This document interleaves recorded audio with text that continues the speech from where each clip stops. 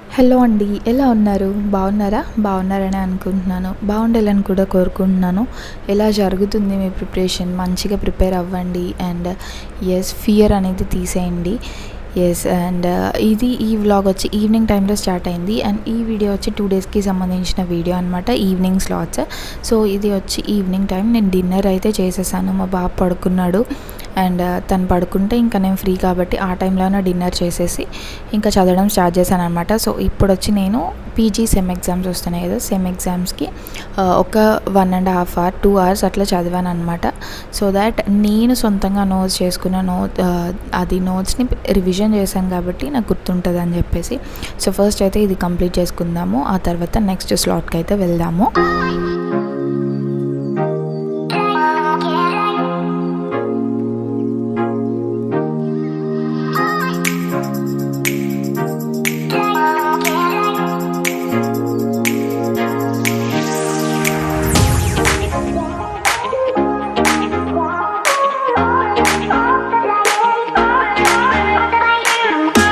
ఇంకా first slot అయితే complete అయిపోయిందండి. ఆ తర్వాత నేను ఇంకా టేబుల్ పైనకి వచ్చి కూర్చున్నాను. కింద కూర్చుంటే కొంచెం బ్యాక్ పెయిన్ వస్తుంది, బ్యాక్ సపోర్ట్ అనేది లేదు కాబట్టి. అండ్ అంతసేపు కూర్చున్నాను కాబట్టి కొంచెం ఎక్కువనే పెయిన్ వచ్చిందని చెప్పేసి వచ్చి టేబుల్ దగ్గర కూర్చున్నాను అనమాట. అండ్ ఇప్పుడు వచ్చి మోడర్న్ హిస్టరీ తీసి చదువుతున్నాను. సో ఇవన్నీ రివిజన్సే కాబట్టి ఇట్లా సైమల్టేనియస్గా చదువుతూనే ఉన్నాను.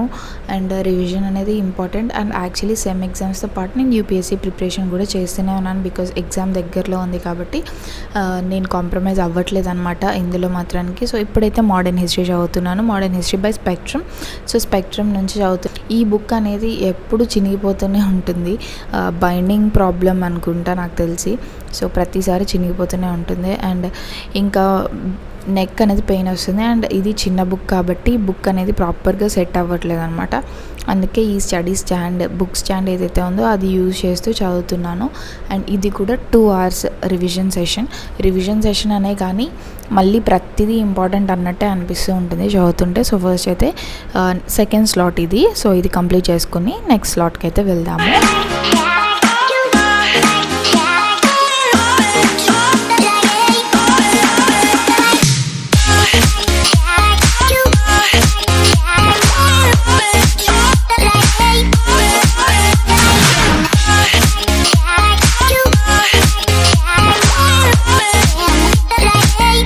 స్టూడియో యాప్ ఇది ఒక AI ఇంగ్లీష్ లెర్నింగ్ యాప్ అనమాట. దీని నుంచి మన ఇంగ్లీష్ అనేది ఇంప్రూవ్ చేసుకోవచ్చు. అండ్ చాలాసార్లు కూడా మీకు చెప్పాను. అండ్ ఇక్కడ నేను చూపిస్తున్నాను చూడండి. నేను ఏదైతే కన్వర్జేషన్ అనేది చేస్తున్నానో స్పార్కీతో తను నన్ను కరెక్ట్ చేస్తుంది అనమాట. సో నేను ఇక్కడ అడిగిన క్వశ్చన్ ఏంటంటే మెయిల్ ఎలా రాయాలి లీవ్ గురించి అని చెప్పేసి. సో మీరు ఏదైనా టాపిక్ కూడా సెలెక్ట్ చేసుకోవచ్చు. చాలా టాపిక్స్ అనేవి మనకి ఇక్కడ ఉన్నాయి ఈ యాప్లో. సో ఈ యాప్ నుంచి మీరు ఏ టాపిక్ అయినా సెలెక్ట్ చేసుకొని దాంతో మాట్లాడుతూ ఉంటే మీ సెంటెన్స్ని కరెక్ట్ చేస్తుంది.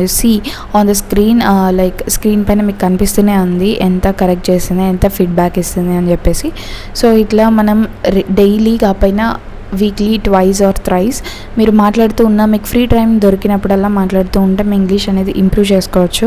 అండ్ రాని వాళ్ళు కూడా ఇంగ్లీష్ అనేది నేర్చుకోవచ్చు. గ్రామర్ ఉంది, వొకాబులరీ ఉంది. సో ఇవన్నీ మనకి ఈ యాప్లో అవైలబుల్గా ఉన్నాయి. డిఫరెంట్ టాపిక్స్ ఉన్నాయి, గేమ్స్ ఉన్నాయి. అండ్ మనం ఇంగ్లీష్ని టెస్ట్ కూడా చేసుకోవచ్చు అనమాట టెస్ట్ ద్వారా.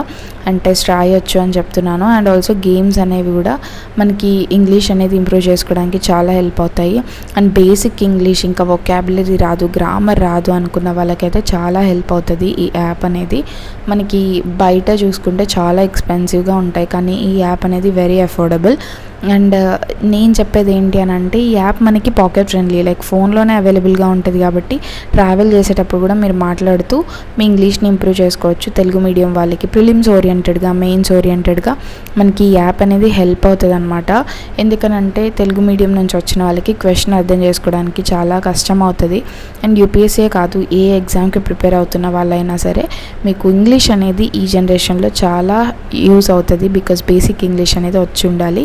సో ఈ యాప్కి సంబంధించిన లింక్స్ అండ్ డీటెయిల్స్ అన్నీ కూడా డిస్క్రిప్షన్లో ఉన్నాయి, చెక్ చేయండి. సో ఇది వచ్చి నెక్స్ట్ డే అనమాట. నెక్స్ట్ డే కాబట్టి ఈవినింగ్ స్లాట్ ఇది కూడా స్టార్ట్ అయింది. యాక్చువల్లీ బయట ఫుల్ గాలి వస్తుంది, కరెంట్ పోతుందేమో అనే భయంతో నేను టకటక తీసి అవుతున్నాను తను పడుకోగానే. అండ్ పవర్ అయితే ఖచ్చితంగా కొంచెం గాలి వచ్చినా తీసేస్తున్నాడు. కానీ ఈరోజు నా లక్ అనుకుంటా తీయలేదు అండ్ కొంచెం ఒక 1 అవర్ తర్వాత గాలి అనేది ఆగిపోయింది. సో ఇంకా అసలు తీయలేదనమాట. అండ్ ఇప్పుడు వచ్చి నేను యాక్టివ్ లెర్నింగ్ చేస్తున్నా. అంటే ఇప్పటి వరకు నేను ఏం నేర్చుకున్నాను సర్టెన్ సబ్జెక్ట్ ఆ రోజు చదివింది అనేసి అదే యాక్టివ్ లెర్నింగ్ అంటారు. దాన్ని నోట్స్లో రాసుకుంటున్నాను ఏమేమి చదివాను అని. సో దట్ మనం ఎంతవరకు రిటైన్ అవుతున్నాం అనేది గుర్తుంటుంది. అండ్ మీరు కూడా ట్రై చేయండి. మనం చదివింది ఎక్కువ గుర్తుండడానికి ఈ మెథడ్ అనేది మనకి యూజ్ అవుతుంది అనమాట. లేదా మీరు గట్టిగా చదివినా కానీ వర్క్ అవుతుంది, ఆర్ ఎల్స్ మీకు సొంతంగా మీరు ఎక్స్ప్లెయిన్ చేసుకున్న వర్క్ అవుతుంది. సో ఇప్పుడైతే ఇది చేస్తున్నాను.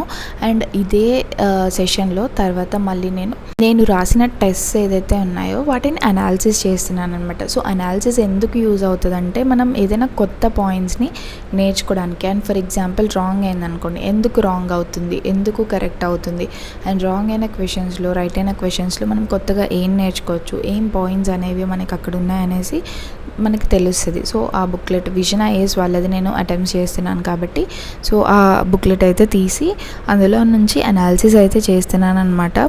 సో అనాలిసిస్ అనేది చాలా important, don't ignore.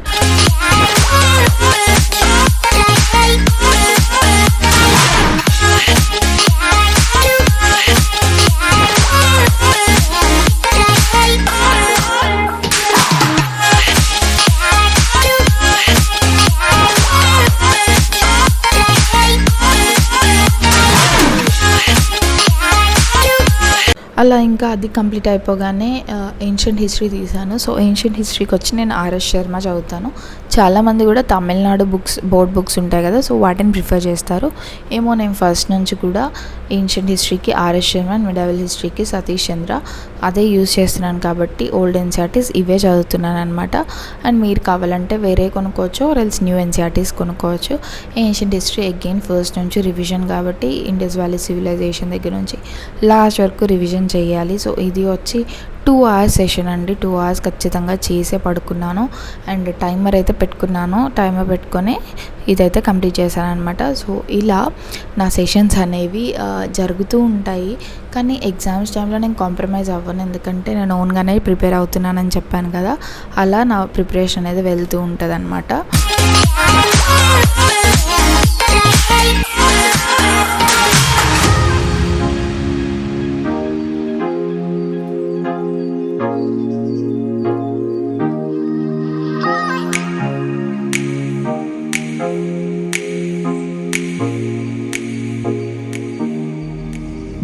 I hope ఈ వీడియో కొంచెమైనా హెల్ప్ అయింది అనుకుంటున్నాను. So thank you for watching. Like, share and comment. Bye.